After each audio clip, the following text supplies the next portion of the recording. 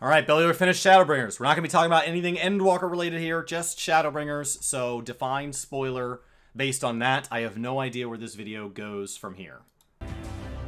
So you're telling me that Endwalker is 30% larger than that? I mean, wow, what the hell? I just finished Shadowbringers 2 hours ago, and wow, what an immense expansion. Future Michael, after this was filmed, but before I am recording, also before Endwalker drops, actually finished 5.55, I believe, with about 7 hours until the servers went offline. Very, very exciting. There is a feature added to MSQ in Endwalker that allows NPCs to travel with us between destinations. If you're at point A and point B, instead of them saying, meet me there, and then teleporting, they will say, meet me there. And then when you mount up, they'll mount up, and they'll follow you, and they're going to talk to you, similar to how the trust systems talk to you. So it is not only 30% larger as a game, which is a number that was said, but on a separate occasion, they mentioned that the script actually has 50% more words. And I assume the reason we're getting more words in a little bit more game time, we're getting more words, is because I think we're also going to be getting more lore in areas that would traditionally be 100% gameplay. We're also going to have some optional things kind of fed to us along the way, which should make it a little bit more of an immersive experience for anybody looking forward to that. In every way, what they've achieved here is, it's incredible. The storytelling, just effortless. The character work, again, gameplay, I mean, wow. Where they ended up taking the gameplay. And lore. Oh, there is so much to talk about with Shadowbringers. After a long time fighting for light, it seemingly becomes our enemy. Wild things ensue, and this is the expansion that managed to take us to another world. The expansion that involves time travel, perhaps an alt timeline, and a shed load of cosmic lore. Yet somehow it's able to tell all of this stuff in a way that is completely rooted in character growth and is actually approachable, understandable. The sights, the sounds, the spectacle. I will add to what Bellular just said by saying that Shadowbringers was also written to be an on-ramp.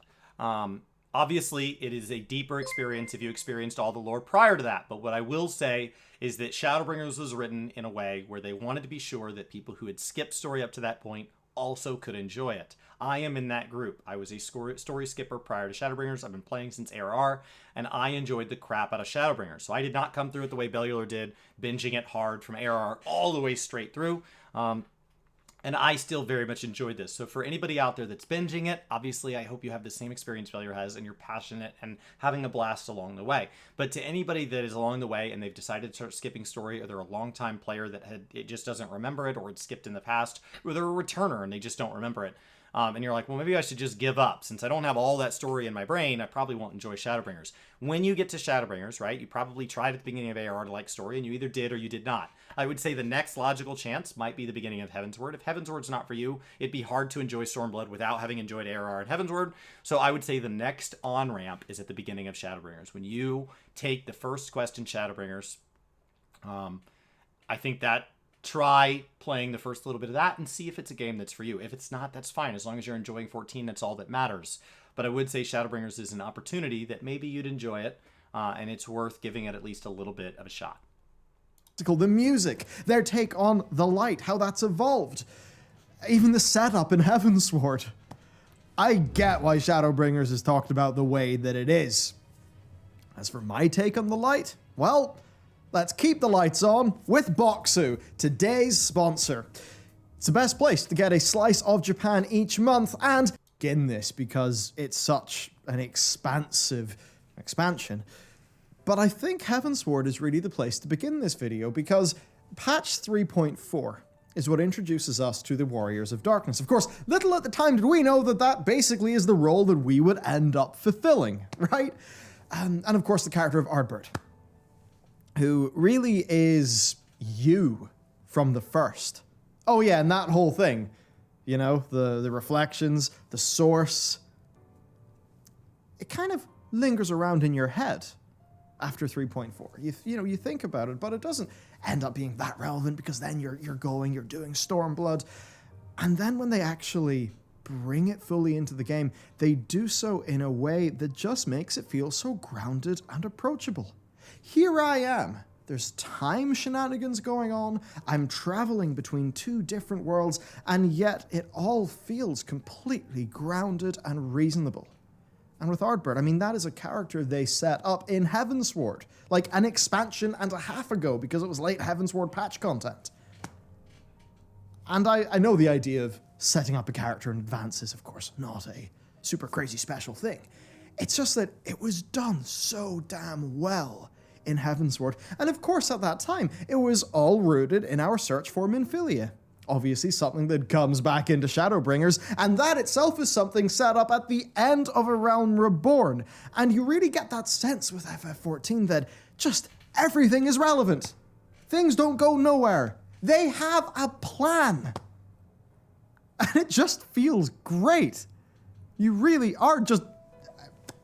It's just that way where it's one big story. It's not just a one-shot expansion, a one-shot expansion, a one-shot expansion, and a few lore ties to tie them together. No, it is one big goddamn story. So, for anybody that doesn't know Michael and the team at Bellular, growing in everything they do, this is somebody that at least I know as their origin story is coming from WoW. So if we look at the origin story and why this is so stark and shocking, they are the games that are most similar to each other compared to any other. Final Fantasy XIV is not the first Final Fantasy MMO, but it is an MMO that came out of a Final Fantasy franchise. A franchise that is known for setting up stories that don't necessarily all tie to each other, but have huge narrative driving threads regardless of the game mechanics. Whether they are turn-based, MMO, or single player, they always write a story first and then generate a game that can surround that. Doesn't mean the gameplay can't be good. Doesn't mean that the gameplay can't be, independent of that in its own way and stand on its own should you choose not to engage in the story.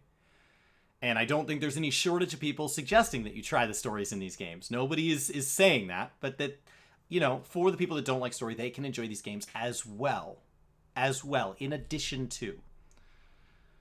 World of Warcraft came out of an RTS franchise. It came out of a gameplay-first genre. And the story, yes, there is a story mode in Warcraft and, the RTSs. But ultimately, it was a chance to go and be in a world that had been established as a character. And the story was something that we just kind of bolted on. And as they moved on and the team grew and expanded, there wasn't a big plan. There wasn't a big driving force where they'd said, this game's going to be wildly successful and we're going to be around 15 years from now and we need to have a narrative path that drives that. And so when people complain that, man, it seems like they just went back and just added things in. Yeah, totally. 20 people showed up to your house for dinner right now. You didn't know they were coming. So you just start putting together food in the fridge in whatever way you can. It kind of just seems like you're throwing this together. Yeah, they are. They worked very hard on it. They have a very hard-working narrative team and a very hard-working art and graphics team, and they've tried. They've had a hard problem to solve, and they have not beaten the odds and succeeded in doing it in an astounding way, and they've frustrated a lot of people along the way by doing that. Final Fantasy started with story first and said, you'll always be able to do the content and remove the story, but we don't want to add the story back later. Story first and let it trickle down and wash over everything. Total playtime in this game, it's going to be less than 1% of what you do long term. But there is no content in the game that is not touched at least briefly by story. It's the thin umbrella that's over all of it. And so with that context, it was not a promise that they would do well, but they were at least set up for success here. And they did a great job managing that. I think ending the story with Endwalker is a bold move. I think it's the right move. Obviously, I haven't played Endwalker as of this recording, so I don't know. But going out on top is something that when you look at maybe your favorite story franchises, for me, that's a lot of television and movies. I don't usually view video games as my source of lore. But going out on top is something that feels at the time like you could have kept going. Oh, I'm so sad it's over. I was having so much fun. But you know it when you stayed too long. You know it when you wait too long. So if they say Endwalker's the finale, then we probably just need to trust them and let 6.1 begin a new story. But it does feel a little like, oh no, but I'm just now having fun. I'm just now oh, this is the most fun I've had so far. And so it's hard to see it end, but I think that that's the right call.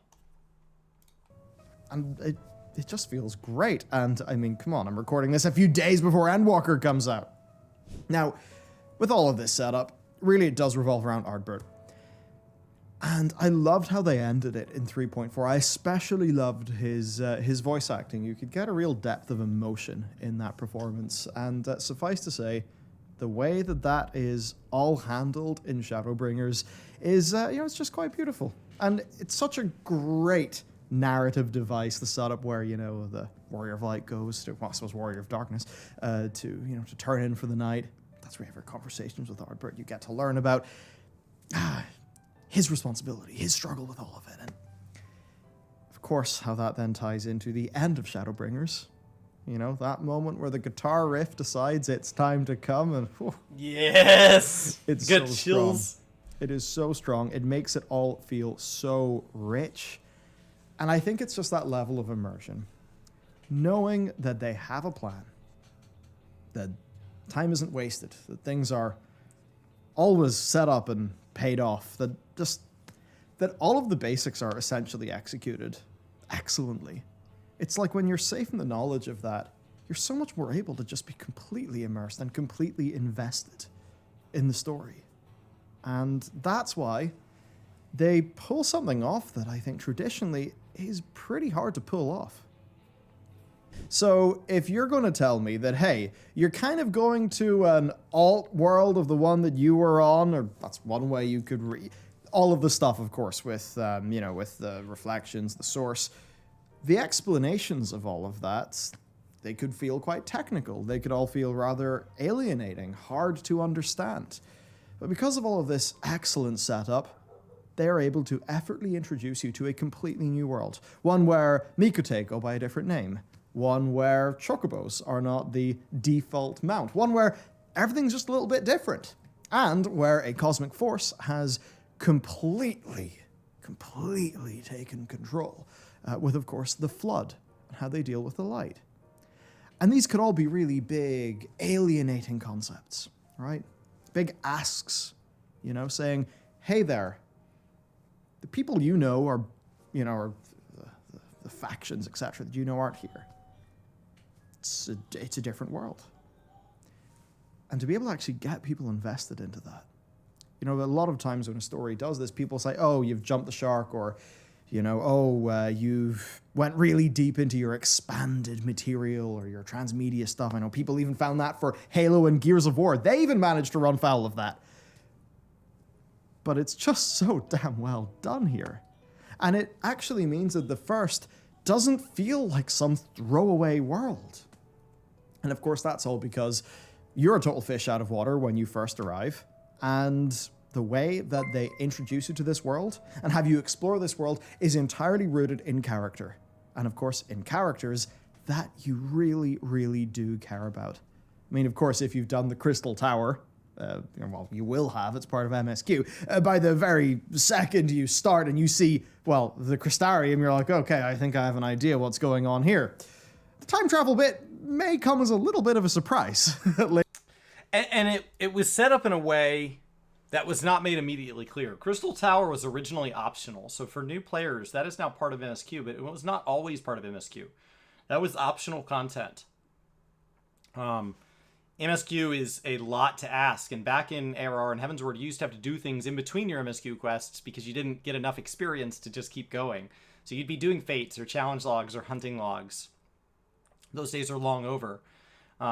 Because as the total amount of MSQ necessary to catch up has grown, they've removed in-between steps to make that easier on new players to not just feel totally overwhelmed with having to play through 8 years of content to be allowed to join us. And the Crystal Tower is something that I don't know that we stored it away as important as it was, because it was always optional. Important, sure, absolutely, but so is the Omega raids, so is Alexander, so is, all these various optional things within the game. Beast tribes have their own moments, but the significance of MSQ is always the headliner. MSQ is always the main thing. And so I think there was something really beautiful about coming back and referencing old content and then folding that old content into MSQ. And for anybody that hadn't done it, there was suddenly this extra step for them. Hey, if you haven't done it, you got to go back. I think that was really neat. And they have asked us going into Endwalker to have done the Omega raids. They have asked us to, in Endwalker, to be familiar with our class quests. And so are those just gentle references where we'll get to enjoy the game, not necessarily better or worse, but deeper for having had those experiences?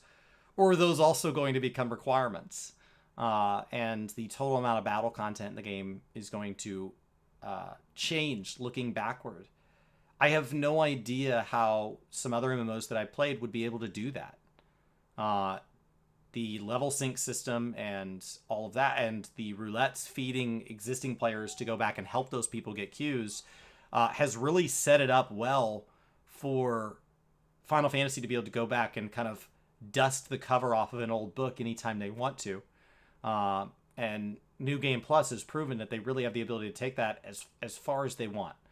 And so I think there's really an opportunity to pay a lot of homage. And they have said going into Endwalker, once again, I haven't done it, and these videos are all going to remain Endwalker spoiler-free by their very nature.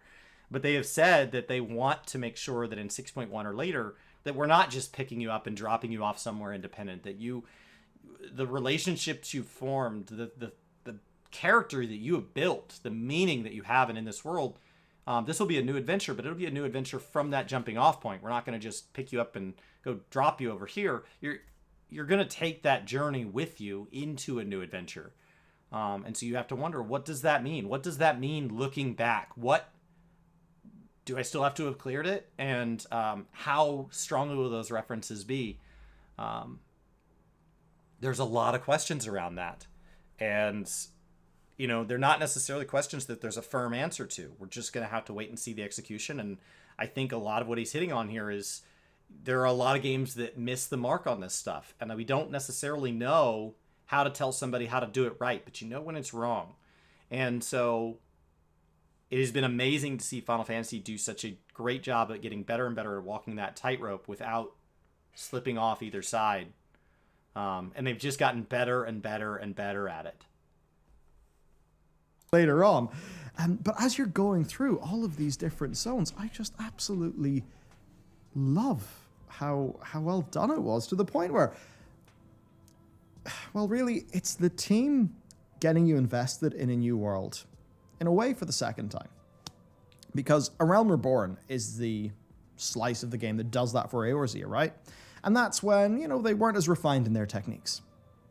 Here we get to see them do it on a brand new world, with all of their updated techniques, all the knowledge they've gained, all the experience, and it is just exquisite. Now, as for me, I began my journey by going to track down Alizé.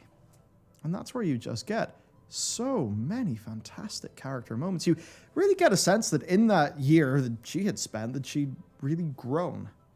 And the way that the seniors are really driven home to you with that storyline with Alizé is, it's such a strong moment to be able for them to introduce a character, really get the stakes and kill that character off and have it feel pretty meaningful. It's just quite a feat. It's just so bloody well done.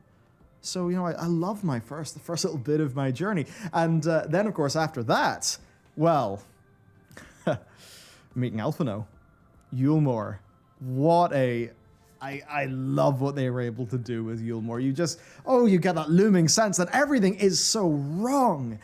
Of course, you don't really know how bad Vothri is at that particular time. But Vothri, it's great because he managed to be such a fun villain in so many ways, because there's the very obvious, societal commentary that's going on. And you know what? It doesn't need to be subtle. When it's big and it's obvious and it's fun, it is just that, actually. Sometimes an exaggerated portrayal is just fun to engage in. So the initial foray there is, I mean, it's just, at the end I was in this situation like, man, I thought that would just be, a little bit shallow, a little bit quick, but no, I actually found myself being really invested there. And again, once more, that's possible. I think the villains in Shadowbringers were absolutely the star of the show. And I think that's a concern going into Endwalker. The depth of villains here was shocking. And going into Endwalker, we don't have evidence yet that depth is still there. Shadowbringers set a really high bar. There's a lot of really great versions of Endwalker that could come out and still be great games, but not be as good as Shadowbringers. Shadowbringers is an incredibly high bar. And I think that, Vothru was probably my favorite villain of Shadowbringers because Emmett's not a villain. He's on a different side than us, and his methods are often awful, but we would need to look in the mirror before we say that our methods are not awful.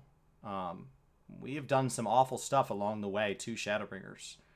Our character, I don't mean people we've been with. I mean we, us, the players. We have done some terrible, terrible things. We have not only condoned, we have actively taken part in some terrible things. But Vothru is a true villain in a way that means something. And I think Shadowbringers was really, really brilliant in that way. Because I care about Alphino. I care about the twins, right? See if any harm comes to them in Endwalker. Of course, then, when we return, we go to our first dungeon. Man, what a dungeon. I mean, through the burn and Grimlet Dark, like, I got this sense of, holy shit, these dungeons are getting good. Talk about them later, but man, Shadowbringers dungeons are so good. And then as we move on from there, really it's just that thing where everything is rooted in character, right? Every new zone, because of course the whole thing is you're tracking down the Scions, you're meeting Thancred, and man, does he get such a great time in this expansion. Y'shtola, Uber Danger, what a fellow he is. And exploring every zone with these characters. And to the point where the Scions are assembled again. And for the Scions to be assembled and taken to the field together, it's cool. The sense of camaraderie between all your characters, I mean, I suppose that really is the core of a Final Fantasy game, isn't it? And, well, surprise, surprise, they really do achieve it here. But I just loved the diversity of the zones. I mean, seeing all the Fae folk, of course, super fun. A little bit extra fun, given, what part of the world I'm from. So that was all just really cool, really exciting. Then, of course, Lahi. Oh, what a zone! What a zone! That Judy in the Sunken Temple, and then even the lore with, I've forgotten the name, the Buns, and also the Blessed. Great lore. And then, of course, I'd almost forget Yulmore coming. So the other day on stream, I said that there were Scions that I didn't like because of writing that surrounded them, not because of the character development themselves. And I don't usually get to talk Shadowbringer spoilers because I don't usually do that, but we're in the middle of Bellular's already set the tone for this particular segment. I was referencing Y'shtola. When you watch a Marvel movie where a superhero is near death and then they survive, and then near death and they survive, and near death and they survive, and near death and they survive, or Indiana Jones or James Bond or any of these people where the hero is on their deathbed and then they never die. At some point you are so detached from reality that nothing matters anymore. Oh, the bad guy will almost kill you, and then you will rally back and kill the bad guy, and then you will live, and everything will be okay. There's no tragedy ever. Y'shtola died and was back before I had even emotionally begun grieving. Not, oh, in 5.55, Y'shtola's back. It was Emmett's last act, and she's had to climb up through some version of hell and rally herself back here. It's the problem WoW has with our main character. Every expansion, I have to die to 10 sheep and a boar after having just slayed gods, and nothing matters anymore.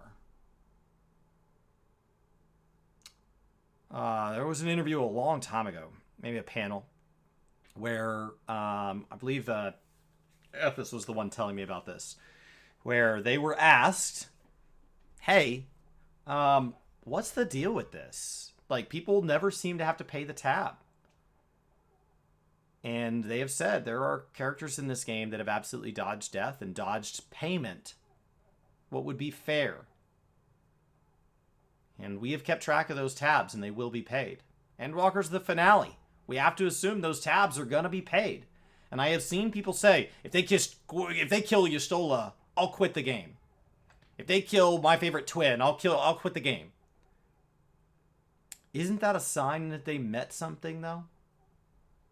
Saying that you can never take something away, that kind of takes away its meaning. Saying something's assured, you don't have to risk anything. I risk caring for these characters because I know they could die. It's what made the first seasons of Game of Thrones so impactful. So, yes, I would be sad. But I would only be sad because I legitimately cared. And we haven't seen Endwalker yet, but I would love for our own character's head to be something that's considered on the chopping block in the writing room. I would love for them to have considered, what if they killed our character and we need to time skip a little bit to go into 6.1? I mean, we have ways of moving souls and stuff. We look at the Asians. What if we need to die in a form or fashion? What if some Scions need to die? Is that not a sign that I can go back through New Game Plus and cherish those memories along with them along the way? It's a bummer. But if death is off the table for all Scions, our hero, then what's the point?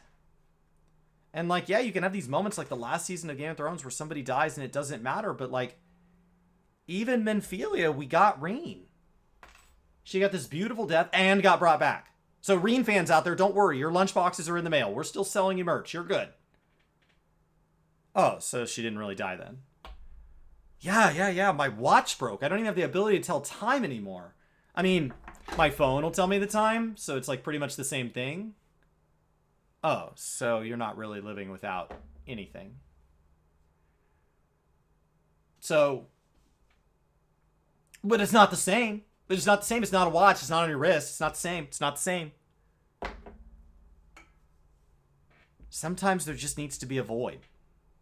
Sometimes to truly appreciate the time that I had this, I need to live without. And so I do hope that we don't come out the finale with everybody that we enter it with.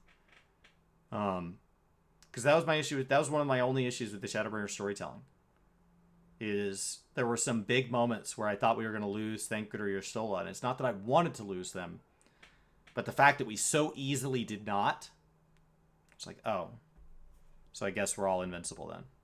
Coming in as a big threat, right? Ranjit. He might not be the most sort of deep villain in the universe. He does have his own little tragic backstory, but man, he's just a really fun villain, actually. So man, you just feel it as you go through this. And what I really found, what really amazed me was like, holy shit, it keeps on going. It just keeps on going. You know what I mean, right? Like, there's so much content. And the pace is always just so good. It's wild. It's wild. Man, and then of course, Emmett Selch. What a villain. You know, and I don't want to bring WoW up all the time in these videos, but I remember Blizzard saying, okay, maybe we played our hand a little bit too much with the Lich King. Because in Wrath of the Lich King, Arthas would appear to you quite a few times. Emmett Selch is a great example of, actually give your villains screen time, because then maybe the player will actually get to have interactions with them, and we'll just get more invested. It totally works. I mean, Emmett Selch he's such a great villain. And I like how there's a little bit more to him. I love the Ascian lore that you get, but I'll talk about the lore in a minute. So, overall here, my point is they introduce a big new world in a way that has me, at the end of this expansion, not feeling like, oh, I want to go back to Eorzea and see what's going on with everyone at home. I mean, I do, but I want to go back to the first and see what's going on because I care about the first. And honestly, that they were able to do that was impressive. I didn't know that really Shadowbringers would go down this way. You can only do that so many times, though, right? You can't have 14 worlds that we once visited and cared about. I think one of the other issues with WoW is that, say you did care about, you know, maybe you got really invested in one of the effectively beast tribes of Wrath of the Lich King. You started playing in Burning Crusade. We departed to this whole separate land, and you got really attached to one of the groups. And then in Cataclysm, you're like, oh, that's okay. We went back to the original world, and I got attached to one of those groups of people. And then in Pandaria, you can't just keep doing it. Eventually, you know, that's what happens with like M. Night Shyamalan, right? Like if everything's a twist, if everything's a surprise, then nothing's a surprise. At this point, if our character is Hydaelyn or Zodiark and we have to die, that's surprising. Once. You can't then do another 10 years and here we are in 10.0 and we're the primal again. Like, you can't do that. So there's a lot of ways they could surprise us, but you gotta hold something back. You can't just play your cards every time you got one. I sometimes WoW feels, if he's gonna reference WoW does feel like they're playing a game and they're playing a game of Uno, and every time you draw a skip or a draw two, you're like, ooh, play it. Ooh, play it. Ooh, play it. And then, like, you don't have anything built up, and you don't have these big moments where you're like, and then I'm going to do this back to back to back to back. Because you were never willing to bleed out the worst part of your hand, the average stuff. And so there was never a gap. There was never a dry spell, so nothing ever caught us off guard. And in addition to that, you didn't have anything saved for a moment where it would truly matter. Because you were too busy burning everything on an epic trailer and cutscene. Every single time you released a trailer and cutscene, this is the one that's going to change your life. I guess, but you just changed my life like 6 weeks ago. And then 2 weeks before that. And then 8 months before that. Like, every time you call me, you say, you would not believe this. This is going to change your life. Oh my God, the other day, the craziest thing happened to me. But that is literally how you pick up the phone every time I call? I don't care. I don't care. Just called to see if you still want me to eat a sandwich. You can't make everything epic.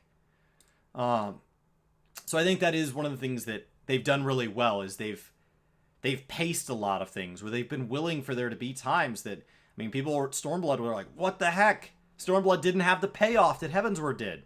And then we got Queens of Gunhilder. And then we got Endwalker. And you're like, oh, they were setting some things up. Oh. Very exciting now. Before I went into this expansion, and if you had have told me, like, the cliff notes of the setup, you know, kind of like different world, time stuff going on from the Crystal Exarch, all of that, I might have thought, oh, that could be a bit alienating, you know? How are players going to care about this big new place when you've got years and years and years and multiple expansions of setup over in this place? But experiencing it is indeed believing, and I do. So I want to talk a bit about character work then. Thancred. You know, Thancred, we've always got it, right? Thancred's got a thing for Minfilia, and he is the way that he is, but properly getting to know him, actually seeing him be, you know, broken down, you know, his sort of steely exterior, really strong. Really strong. A great vocal performance. And it's just that thing. There's always character development going on. Like, at all times in this script. And I know that you might think, of course, it's a story, it should have that. And yes, you're right, it should. But very often in games, you know, if we kind of think, you know, oh, it's only gameplay and levels that you're doing, and, you know, we'll try to get the character stuff in when we can, you realize a lot of the time in games, like, the character stuff doesn't happen as much, or sometimes it's slow or sparse. But no, they really do just heap on servings and servings and servings of character development for almost their entire cast here. which works marvelously well. And that's what happens when you actually put in the groundwork and build a foundation and make us care about these characters, you know, and their journey. So, I mean, Thancred just marvelously done. And previously I was like, oh yeah, it's Thancred. He's everyone's e-boy, etc., etc. But nah, I care about the character a lot more now. Of course, the twins. Could probably talk about the twins for days. You know that I have. But just their little interactions. Anytime Alisaie gets to sort of scold Alphino or take the piss out of him for being the way that he is just adorable. It's fantastic. Y'shtola. I think I understand why she gets to be the teacher character in the manga, and why so many people have a certain special like for that character, let's just say. A whole bunch of fun to have around. The Crystal Exarch. Yeah. Crystal Tower being a part of MSQ, very, very, very important. But I really enjoyed his character. I really liked how things went down after the fight with Vothri.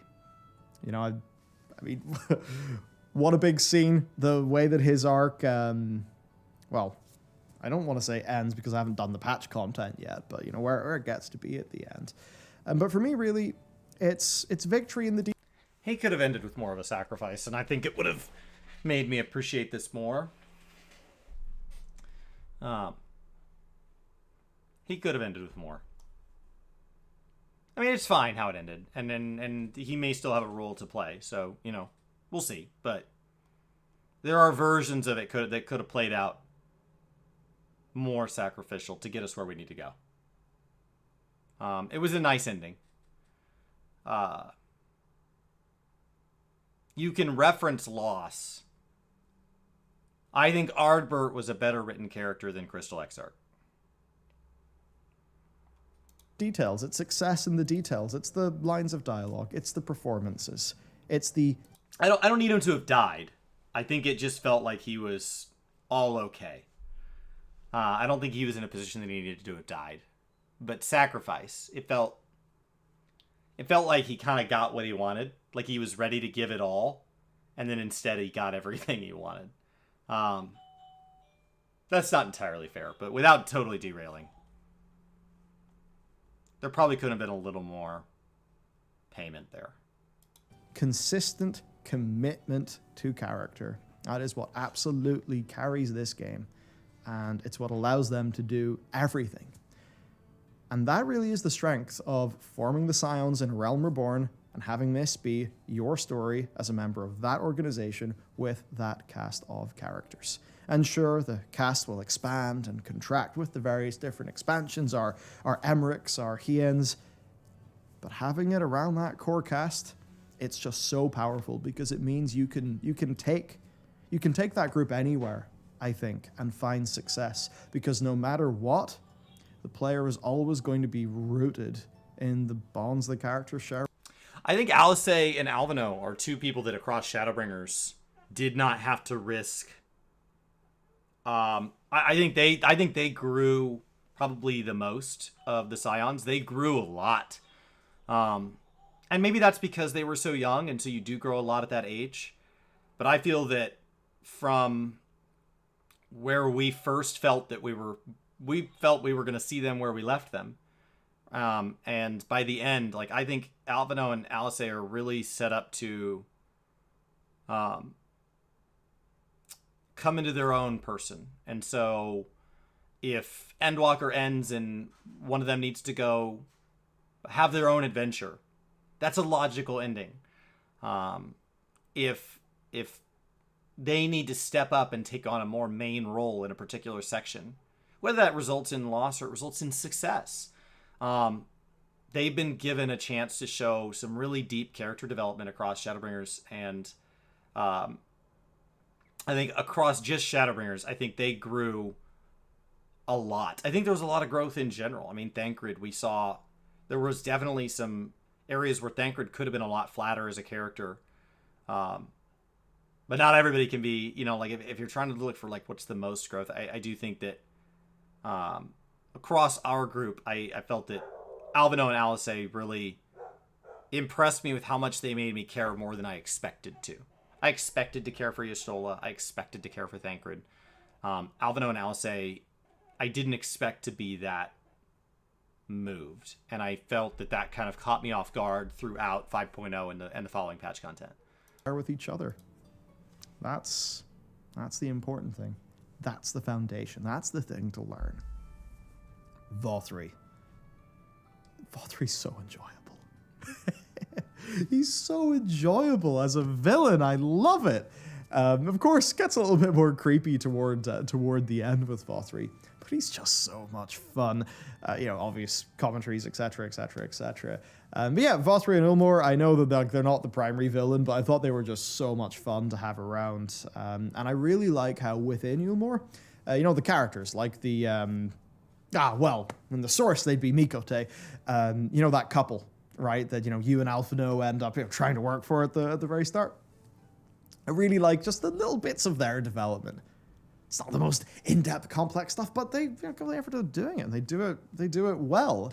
Even within the kind of 2-bit villain, you could almost say at the start where it's like, oh yeah, the literal fat cat. I mean, literal fat cat, rich people, basically preying and exploiting the poor. Could have been very easy to have just done that very quickly and simply. But no, actually, after you kick Vothri out in a duty that, again, by the way, super fun, those characters are all treated like real people.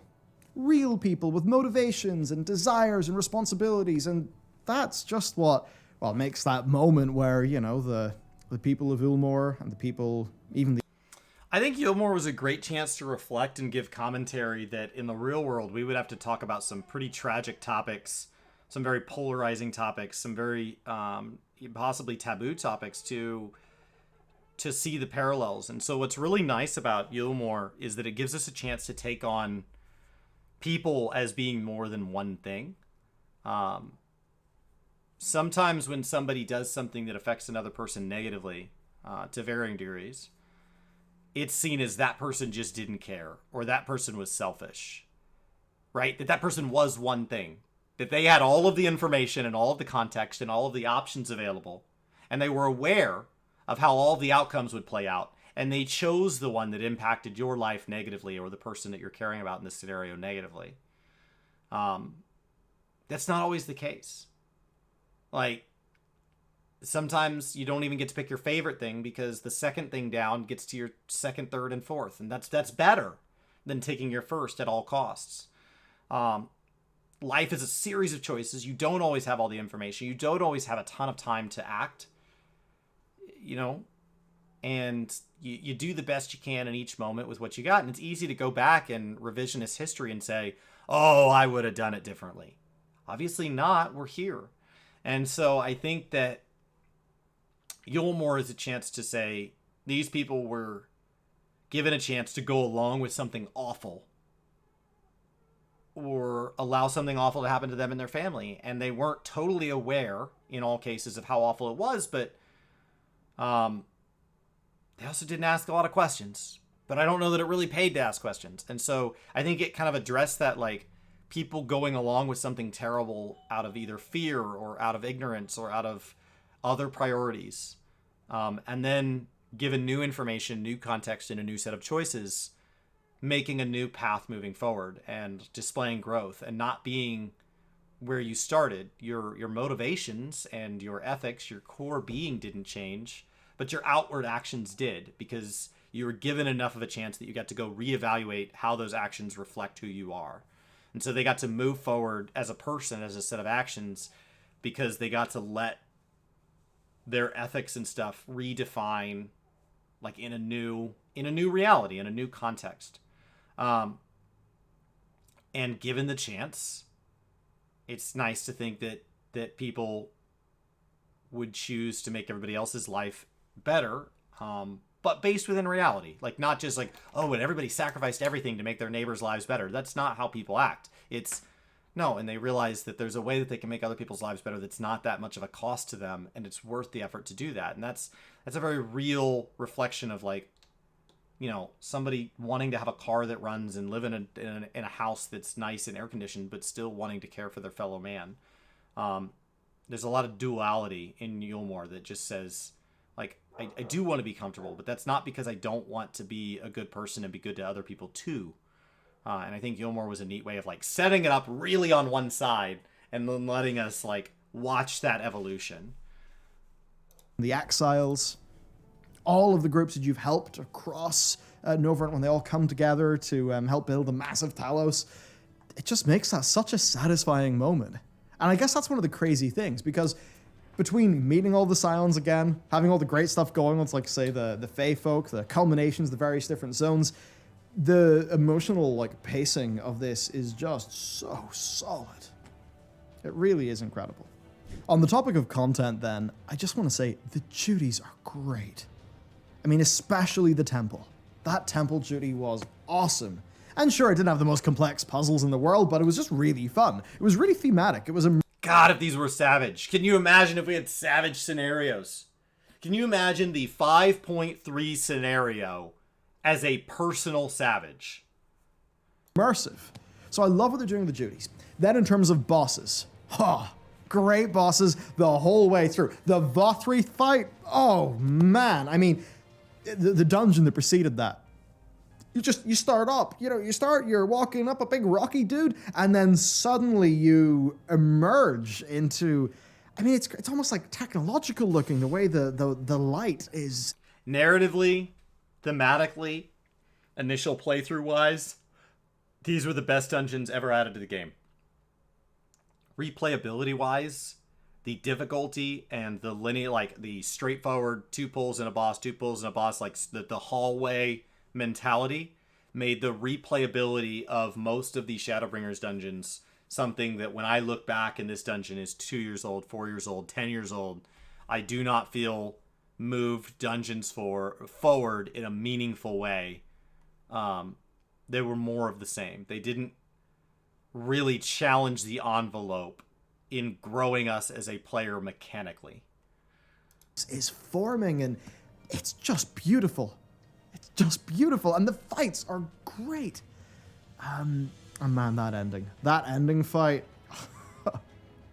There's those bits where you're like, I don't know what's going on, but fuck it, this is really cool. Hopefully I don't die. I'm gonna hit my buttons and enjoy the spectacle. Just an incredible fight, an incredible finale. The actual quality of the content was stellar. This team is going from strength to strength. From the start of Stormblood to the end of Stormblood, you can see the trials were on point. Diamond EX could have been tuned a little harder, but like the trials were on point. The trials were great. The trials were great. I was in normal groups that would wipe the first week. The trials were spot on this expansion. I think as a contrast to the dungeons, the trials and the raids felt good.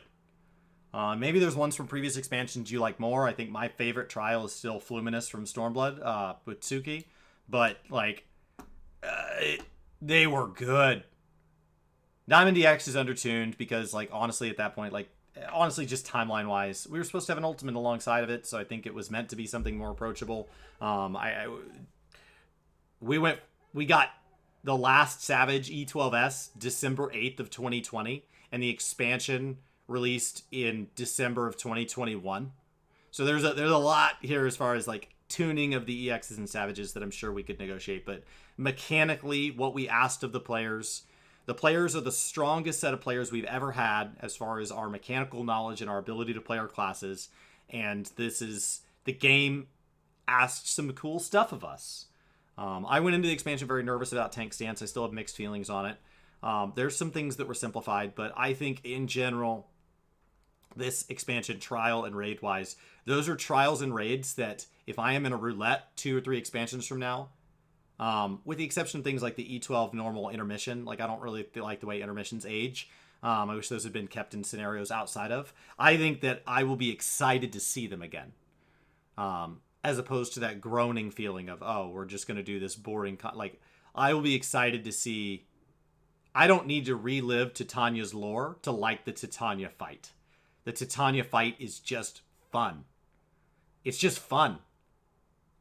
SARS were lit. Those fights are just fun. Now, the story is also meaningful, so for anybody that did the story, that will be an emotionally meaningful callback. But for people that run their roulettes every single day, so they see hundreds of roulettes a year. Not all dungeons play the same their 7th time through, their 10th time through, their 20th time through.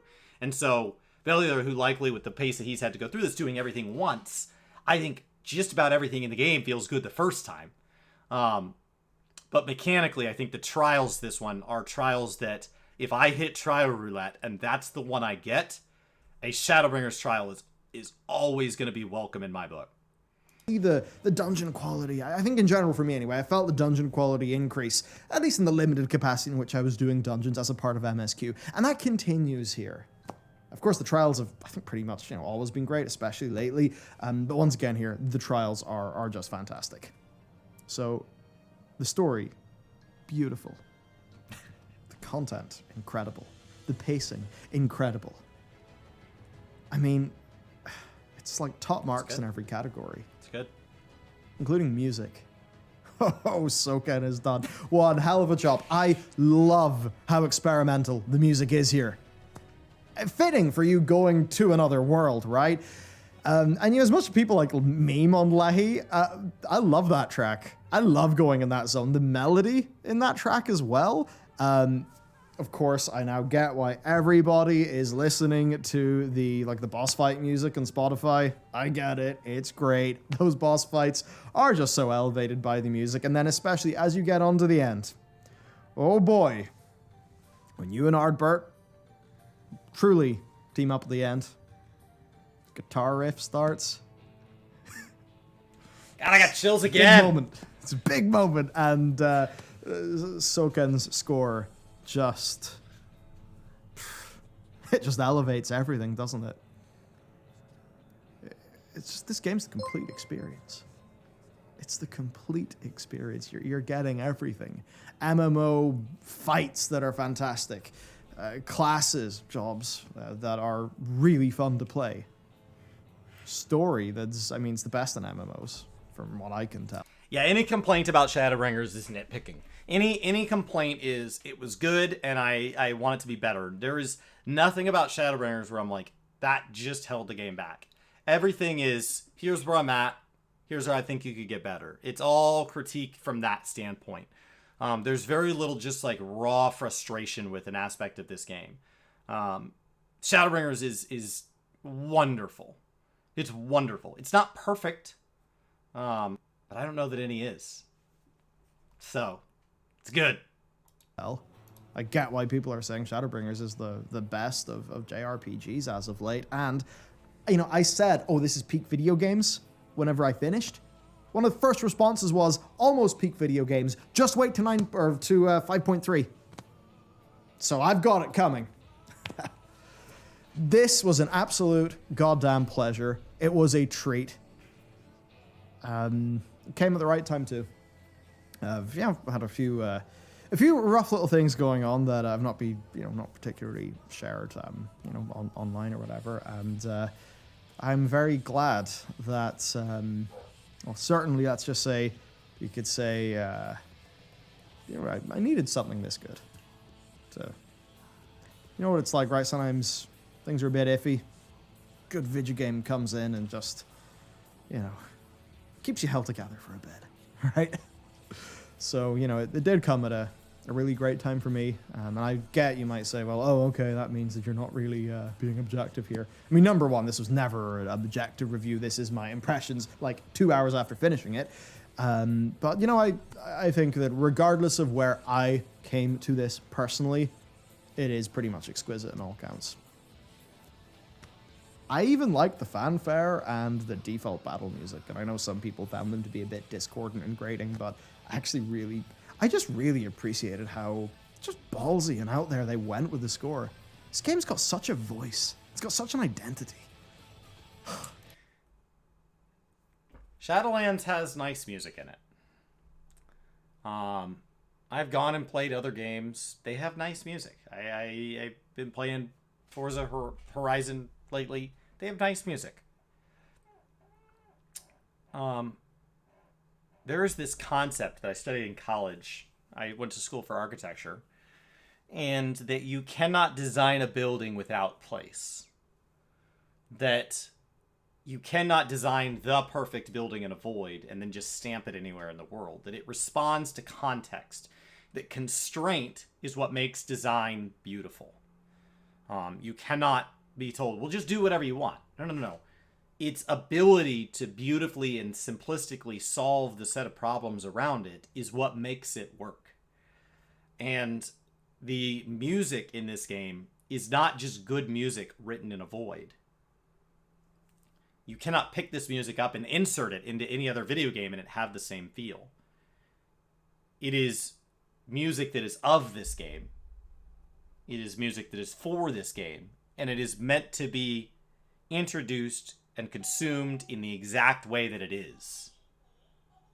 It is designed to enhance this zone in a way that is a direct and real and visceral dialogue. It is talking to the zone. It is talking to the theme. It's not, yeah, I got you. And then it goes and does its own thing and it's present and it did a good job and it's good execution. It's part of it. And playing Shadowbringers without the music on takes something away. They are linked inherently. And good design is something there, once you have it, it's hard to imagine it without it. Once you played Shadowbringers with music, it's hard to imagine going through a playthrough of the Shadowbringers story without music. I cannot imagine playing the 5.0 story over again and not having the guitar riff. I could not imagine questing through Raktika Forest and not hearing Lahi. I can't imagine those moments without what Soken and his team brought to the table. And I guess then to finish in the lore, and I'll do this quick. Oh, the lore is so cool. I absolutely love the lore. The end. I mean, I need to talk about the spectacle. God damn it, the video's going to be going on forever. Sorry, John. When you see the Asian city at the end, oh my god. Oh, if I could add anything to this game, give me a beast tribe in that freaking city. I want lore. This was the first time. Oh my god. What an underused city. It's yeah, you're in like all the different Rapture. I don't want to be reductive. Of course, Rapture's. I got Titania is enough for Pixies. If I need to, I love my Porksy mount and everything, and the Pixie, you know, but like I would trade the Pixies in for a Beast Tribe in the Tempest today, instantly. Is going to come to the mind. Come on, City Under the Sea. But the way that you see the shades, and the way that humanizes Emmett Selch and the other assets. I mean, obviously deplorable, but the way that it humanizes them. Question in the chat was, did I do the side quests in that area? I did them immediately. Immediately. I was hungry then. The way that you can understand them. That conversation with his friend when you're basically waiting at the, well, I think what's called the DMV in America, it's a really good conversation. And, oh, man. Yeah, so just that thing of spectacle. It's what they fucking nail. The dungeon, the final dungeon, through the burning city, the incredible monster designs, and bam, you are standing over the world. And then the Emmett Selch fight happens. And my god, what a fight. The spectacle, the smoke writhing around you as the phase transition happens. Every time they do a phase transition, it's so cool. I know that this has been a barely structured ramble, but fuck it. That's what it is, right? I mean, we got to do this raw. I just finished the damn thing 2 hours ago, and guess what I'm going to do, everyone? I'm going back. I'm going to have some dinner. I'm going to get into 5.1. Because time is short. And you're damn right, I am going to have this by Endwalker Maintenance. Because I'm so goddamn fired up. And he for did. This story. Spoiler alert, past Michael, you did it. You did it, Jeffrey. Way to go. Oh my gosh. I can't believe Michael did it. Oh, that's awesome. And I've seen the Endwalker trailer. And they're signposting things that have me, very excited, but, worried. Certain two characters comforting each other. I'm like, if you heard our video game kids. So yeah, look, that's what it is for me. I mean, just what an experience. I get it. And oh man, you just know, whenever people see this, and I mean, especially 5.3 from all of what I hear, you get why everyone in FF is just saying, yes, A Realm Reborn is slow, but god damn it, go through it. So look, this is an incredible expansion. Masterful. For me, I do think it's number 1. Heavensward is number 2. They're both in the upper echelon. Stormblood is a bit below that, but it's still doing pretty damn good. He didn't get to do Gawain's a Gunhilder. And I don't think he will have gotten to do... I don't know if he got to do Sorrows of Warlord or Eden, but there are other series outside of this that also enhance. I don't know what he got to do as far as raid series and stuff like that along the way, and if he gets to touch any Beast Tribes, side quests, anything that kind of enhances the lore of a particular area. A lot of what he's talking from his point of view, and his point of view is a valid one and is shared by a lot of new players. But when he talks about the beauty of these dungeons, he's not seeing the dungeons 100 times. You feel a little differently after the 100th time, and sometimes that makes something better. The trials that he's talking about, I think it makes them better. The more I see him, the more I like him. The dungeons, I feel differently. It's still hitting above par, especially when you get into its MSQ. You know what? A special mention to the ending of A Realm Reborn, because it's right up there at the very top. That is that glimmer. That's that glimmer at the very start of this game where you realize, well, the very start, you know what I mean? You just realize, wow, these people are going somewhere. This development team has got it. And they sure do. Okay, I think I have some patches to play. And I think I have Endwalker to get ready for. You do indeed. You do indeed. We are watching this after he has completed patch 5.55, and the servers go live in under 15 hours. Thank you, Michael. Thank you. Thank you. Thank you. You and your team have done an amazing job, and I appreciate all the people who've been in the community, but I am so glad that we have more adding content to the list for us to consume.